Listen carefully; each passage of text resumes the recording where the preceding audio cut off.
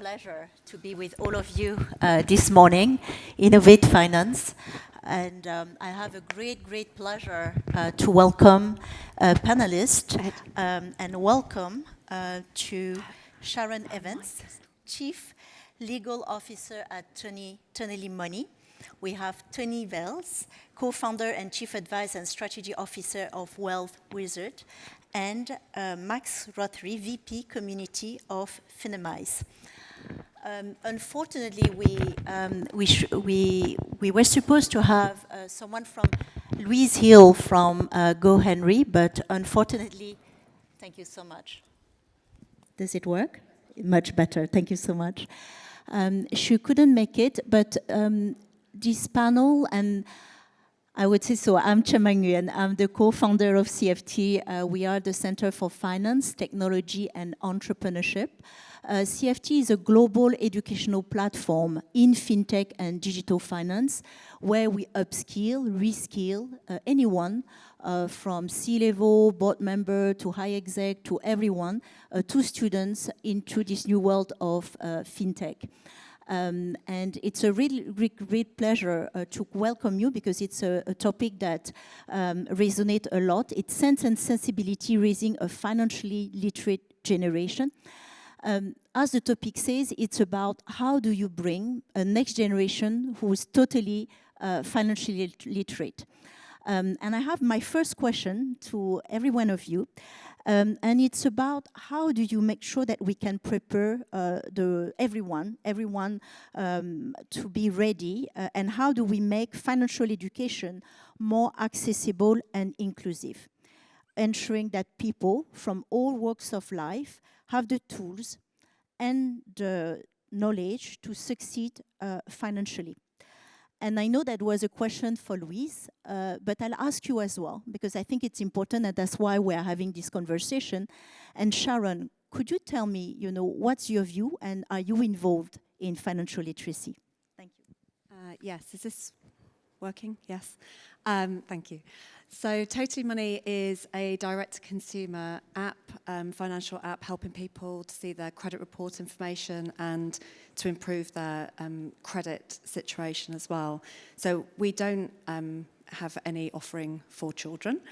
We deal in the UK with adults, but it's a multi-layered service that we offer, and so we are very much in the business of trying to educate people, because many of our customers will feel overlooked and underserved, and so they want to know why, and they might have had blemishes on their credit report in the past, they might have struggled with something or had a CCJ or something has happened to them, and so we do try to personalise information for our customers so that they can see where they are today, but also to try and educate them. So it's very much woven into what we do, absolutely, because although we're not dealing with young people and young, at that level, I guess we'll come on to this, but I guess it's a bit of a relay race that, you get to adulthood and it doesn't stop there. You still have to continue to understand your situation and things that are relevant to you at that time in the products that you're using. So, yeah, that's kind of our interaction at the moment with education.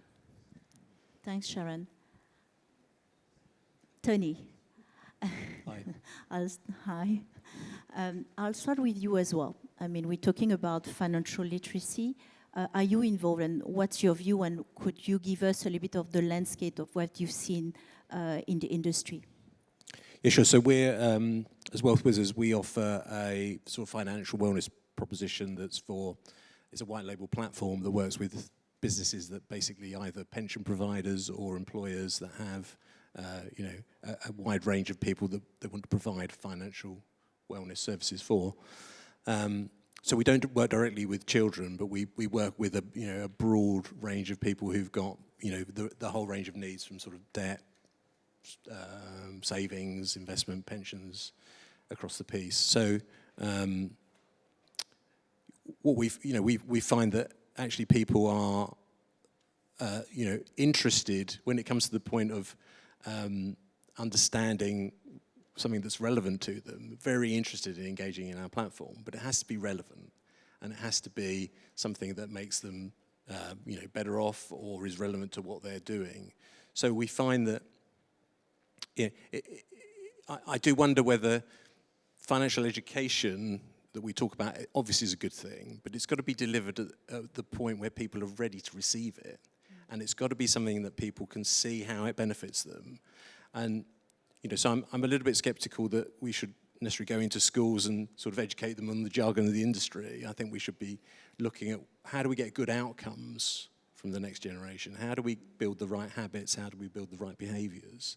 And we try very much with our service to help the users build those habits. And for me, it's about those adults and caregivers and parents then modeling those behaviors for the next generation is as important an ingredient in just educating people on what's a pension, what's a mortgage.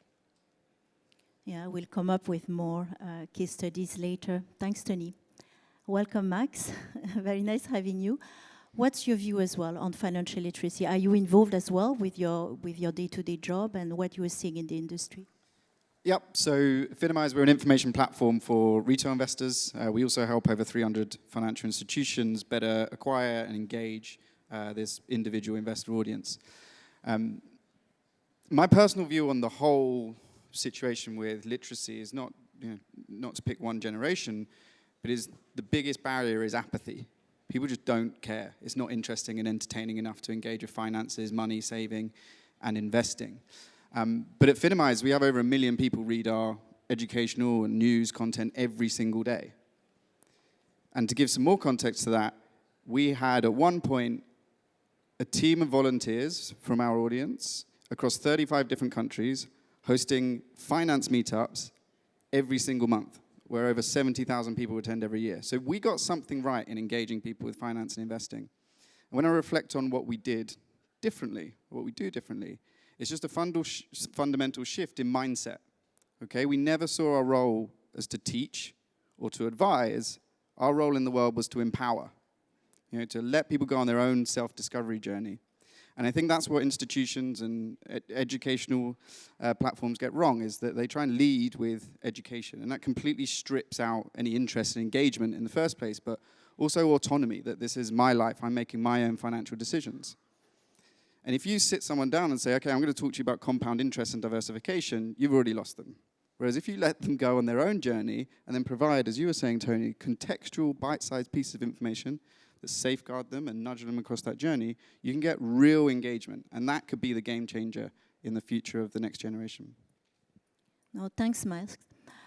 So I have a question, which is today, when you talk about financial literacy for children, and it's all for anyone, like if you talk about the next generation as technology is having such a big impact in any industry, today, who should be in charge? Who should be the main stakeholder when you know that government has always been really, really involved in education for students, for children, but who should be really in charge now that, the industry is changing so fast? Should it be universities, the schools? Of course, the universities. Should it be the regulator, the employer, the individual? So I'd like to have your views on this, about, what you think and how we think about the involvement of every stakeholder. And if you have your views, I know, Sharon, you work a lot with the regulators on the consumer protection as well for consumers. Can you talk more about this? Yeah, I was going to say, with my privacy hat on, because I'm by trade a privacy lawyer, and so when it comes to data, then the individual should be in charge. And one of the things that we have on our app is, thinking about making your data work for you. And in this ecosystem of financial services for consumers, they know that their data is out there and they don't know what decisions are being made based on that. So I think that's one aspect to how we work and think about it. But from a regulatory standpoint, I don't see that there's much point trying to educate people on the complexities of an ecosystem and product set that are already near impossible to understand. I think really you have to find ways of simplifying that, and I think the regulator is already, working on various things at the moment, such as Consumer Credit Act reform. That's my area. That will help. The burden should not be to have a kind of archaic system that has had things bolted onto it and is very difficult to understand, and then try and teach people about that. The education has to go hand in hand with simplification as well at source. And the consumer duty that's been brought in does a lot there. The FCA is working really hard to try and make sure that consumers are put at the heart of financial services. But again, what are the principles there about consumer understanding? Well, just let's try and make it easier for everybody to understand in the first place, rather than putting a burden on firms to try and explain something that's incredibly opaque. Yeah, I agree with that. I think ultimately we want to empower the individual. We want to empower the person to take the right actions and make themselves better off. I think the regulators, though, play a massive role in setting the environment to enable businesses to provide the services that ultimately let that happen. So for me, there's a couple of things going on at the moment. There's the Vice Guidance Boundary Review, and I think as part of that, there's a proposition, targeted support, which is the opportunity to offer people, especially around their investments and pensions, a suggestion based on good, sound financial logic as to what to do without forcing them to have advice permissions or any liability with that. I think that's a massive opportunity to make an environment where services can be offered that really help people at the point they want them. So that's one thing. And I think more generally, and I agree, consumer duty again sets the context of good outcomes and really looking at consumer protection. So in that context, the regulators should also take very much a digital first view and encouraging digital services to come into that space. Because ultimately that's the way that we're going to reach the most people and leverage the most increase in financial capability. So are you saying that the regulators should be involved in education? I don't think that they should be delivering the education themselves, but they should set the context and the environment so that businesses, particularly fintechs, can deliver services, digital services, both sort of digital only and powering up humans to offer fantastic services and to showcase the UK as the place where we can solve this massive help, guidance, advice gap. And so you are saying that the regulators, from your point of view, should be involved in framing, putting perhaps their views on the curriculum, so that it enable, the citizen, but also at every level, to receive an updated education on financial literacy. I think it's to have that environment to enable businesses to offer the most valuable services. No, we got you. And Max, you said that it shouldn't be the regulators. Who you think should be involved in this, big mission of financial literacy? Yeah, so my personal view is the responsibility is always on the individual. If anyone wants to change their fortunes in life, you have to grab hold of that. You are in charge of your own debt, your own savings, your own investments. However, education has a role, regulators have a role, and the platforms have a role. So platforms should be made easy for platforms to allow the individuals to go on this self-discovery journey and make their own decisions, much like the consumer duty and the advice guidance boundary are looking to enable that. But then from a platform perspective, they need to have the customer's best interests and outcomes at heart, right? I can't be sat here with an investing app getting push notifications about a new stock that's up 30%. That's just not going to serve anyone. It doesn't serve the platforms, and it drives short-termism behavior. But I think culturally it's important that we do place the responsibility on the individuals for their own financial future. I think there's something that is bugging me. Is that now children, and even adults, but we're talking about for everyone, the next generation, they are starting to exchange token. They are starting to exchange really complex, instrument on Web3, on all these, platform. But I don't think they realize that it's dangerous. They don't realize that it's actually, make them to lose huge amount of money. So who should be involved, and is it something that we as, senior leaders working in our own field have a say, or how should we take care of that?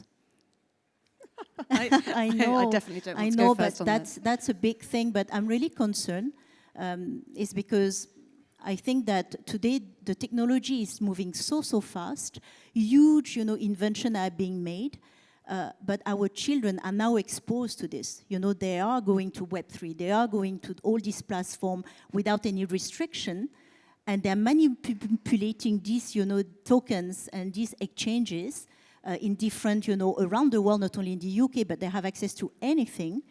But I don't think they realize the danger or the value of money that they're doing, and it can be from very little to huge amount of money. So I just wanted to have your views on that. Well, you can learn a lesson, can't you, by speculating and losing money? But I'd rather people learn a lesson, of what's a positive way to invest and what's a positive way to spread your assets, and not learn the lesson through losing money, frankly. I mean, there is value to that. But I think, for me, there's a role of the regulators here in looking at this, because if it's incredibly easy to open a crypto trading account, and yet, if you want to start saving into a pension or saving into an ISA, you have to jump through thousands of hoops and get, loads of information sent to you that doesn't really mean anything, then, we've really got the balance wrong there somewhere. And it's not about taking away the disclosure and transparency, which is all very important, but it's also about working out what's right for people. But I think as well, you sort of stray into different territory there, because it's what you're talking about is a child protection issue. If we're talking about financial literacy in terms of people who are of a, mature enough to sort of take that information on board, then I think what you're talking about there is a kind of online safety, perhaps, or at least crosses over there. From my point of view, in terms of technology and how you keep ahead, then I think fintechs have all the tools here to sort of plug the gap that you were talking about before, which is engagement. We've got hundreds or thousands of apps that are incredibly sticky, that have really high engagement rates. We know how to do this. So it's about kind of giving people the right basic tools and information early on, but then it's really over to the apps, I think, that people want to use to then make sure that they reinforce those messages over and over again.